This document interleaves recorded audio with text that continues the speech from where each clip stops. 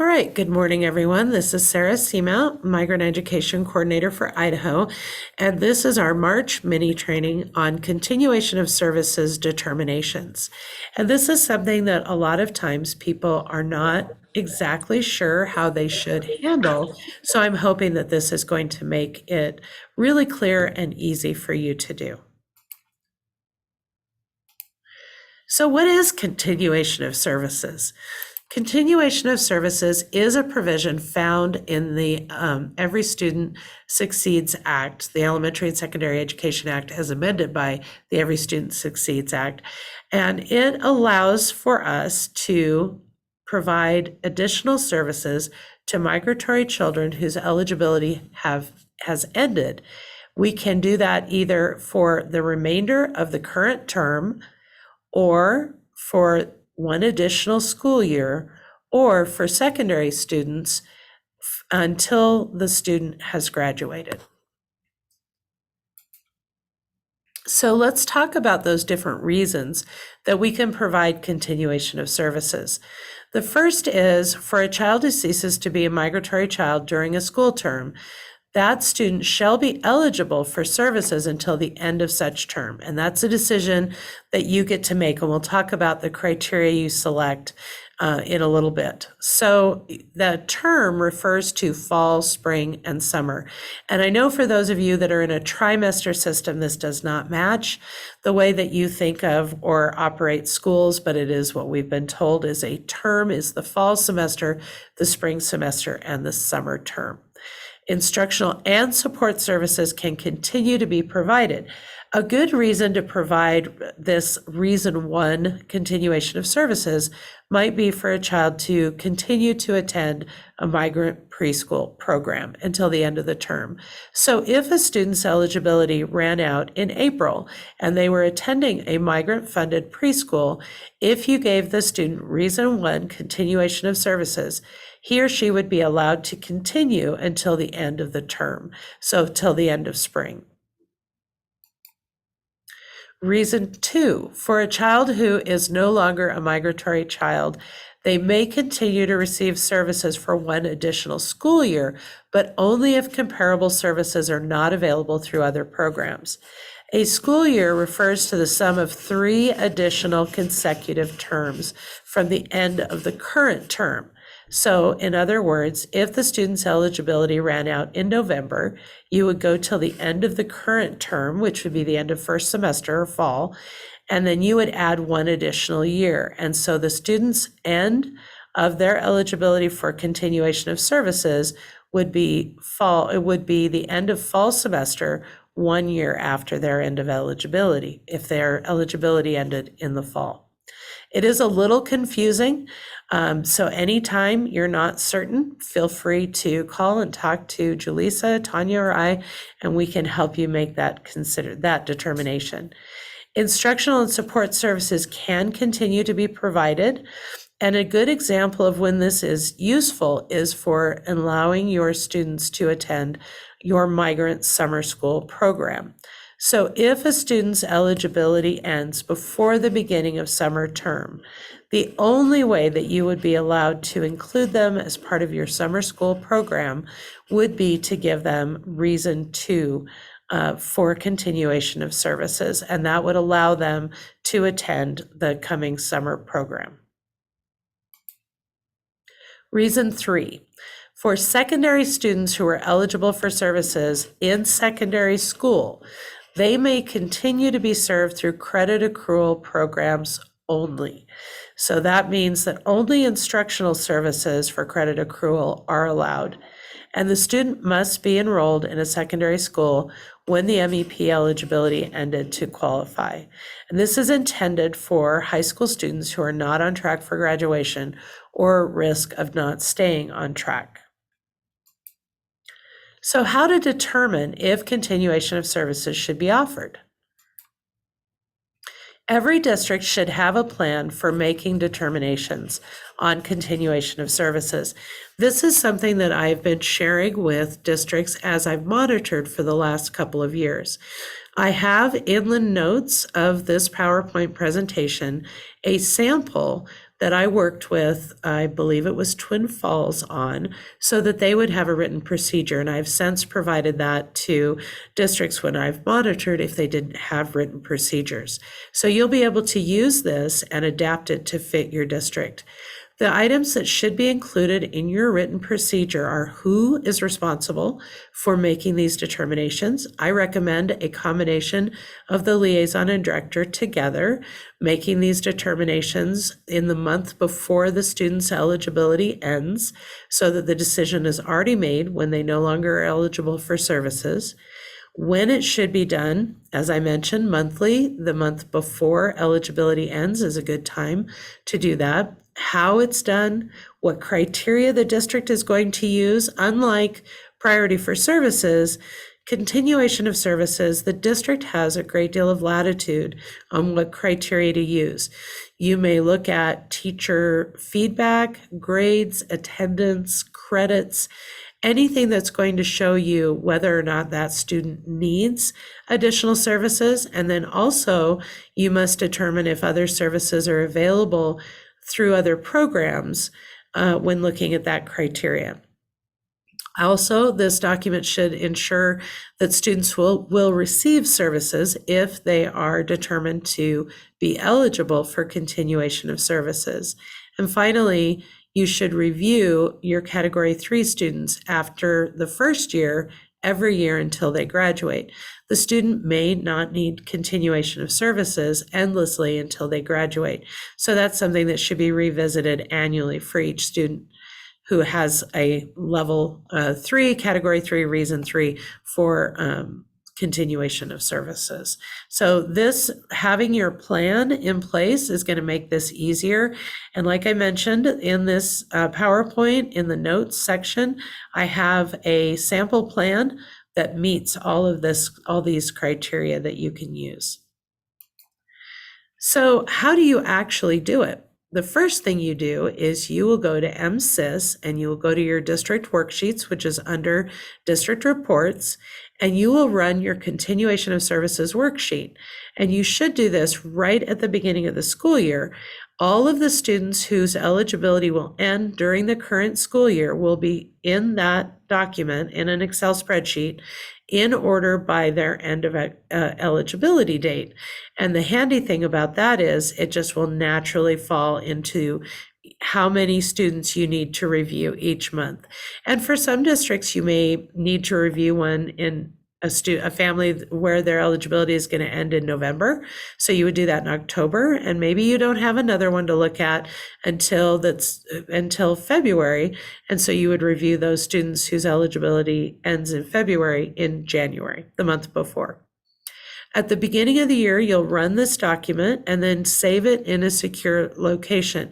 You will use the same document all year long. You only need to run it once, and then you use it until the end of the year. My recommendation is for most of these kinds of working documents, I would keep them as part of your record retention for 3 years, like you would do with your record keeping logs. So here is an example from a district, and this just shows the first 3 students of the document that you will get when you print that worksheet. So it'll have the student's EDU ID, the COE number, their last name, first name, their end of eligibility date, and then it'll have some blank columns. This is for you to fill out, and you can do this electronically by typing in those blank spaces, or you can print it and handwrite. I would make the spaces larger if you're planning on handwriting it. And so you will put in your comments or data that you have collected on each student, and then make your determination. Does the student need a level or a reason 1, 2, or 3, or does the student not need continuation of services? And then you will determine what the expiration date will be and put your initials if you're the one making the decision in the last column. You will then, if you have given a student continuation of services status, mark it in MSIS as continuation of services, and you will enter the end date. The end date is determined based on if it's the current semester only, then you would put the date of the end of the semester, that's their last day with continuation of services. If you've given them an additional year, it will be your best estimate as to what the last day of the semester will be a year hence. And if you're doing level 3, you will put in your best estimate of the date that the student is likely to graduate.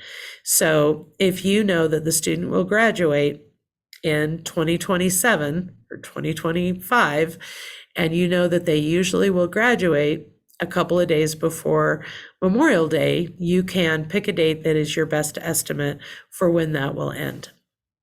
And that date will stay there until the student is no longer eligible for continuation of services. And then you will provide services as normal. The one caveat is for your secondary reason 3, you cannot provide support services, only instructional services for credit accrual. So, on our guidance on the website, I have some myths about continuation of services. The first one is, if I care about migrant students, I will assign continuation of services to them when their eligibility expires. This is not true. Making sure your migrant students are getting the services they need as they transition out of the migrant program is caring. Many other programs can provide the help they need, such as Title I, McKinney-Vento, English learner programs, and other grade level interventions. Since you are already collaborating with these programs, and that's a wink, wink, you should be collaborating with these other programs, make sure they know that you are handing off responsibility for supporting these students. Caring isn't about encouraging students to be dependent on us forever. The purpose of the migrant program is to help provide stability and support for students who are moving. As they settle into a single district and stay there for more than 3 years, our hope is to provide them the supports they need to be able to stand on their own 2 feet. We don't want to create students that are forever dependent on us. That doesn't mean you can't talk to your students after they're no longer in the migrant program. You will maintain relationships with those students and talk with them, but we will no longer be supporting actual provision of services or marking anything in MSIS past their eligibility unless they receive continuation of services.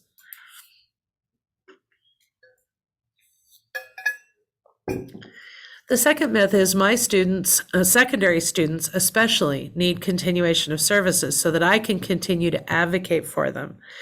Sadly, this is not true. Secondary continuation of services category 3 is only for credit accrual. You can provide services to provide credit opportunities, but advocacy is a support service and is not allowable under category 3. Making sure that students and parents know how to advocate for themselves before their eligibility expires is one of the greatest services you can provide to migrant students. Third myth, it improves our migrant count and our funding to give continuation of services status to students. And actually, this one is the opposite of true. No funding is provided to you or to Idaho for continuation of services students, even though it is allowable under the law for us to continue to provide these services to students who meet our criteria. However, when you assign continuation of services status, you are obligating the district to provide migrant services for which you will receive no migrant funding. So just be aware of that. It is completely allowable, and it may be the right thing to do, but it is not something that will increase your funding. Fourth myth, our district looks better if we have more COS, we have more continuation of services. Not true.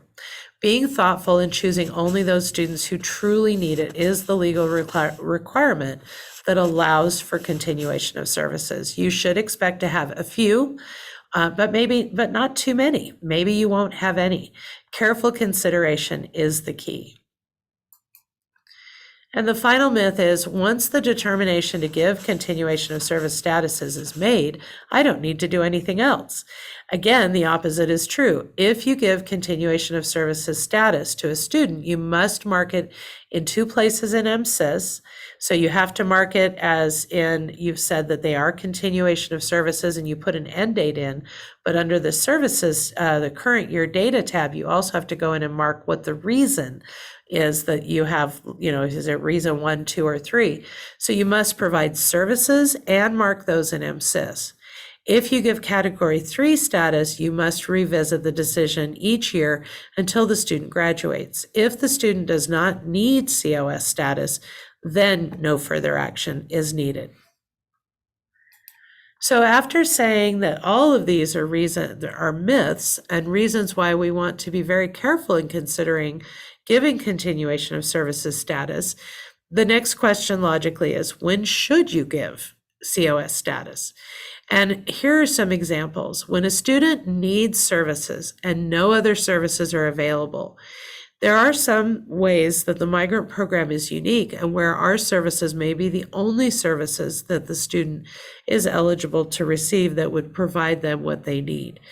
And in many cases, this is a migrant preschool program for students who don't qualify as having a disability. Oftentimes, there may not be any other school-based preschool or preschool that doesn't cost money to the family.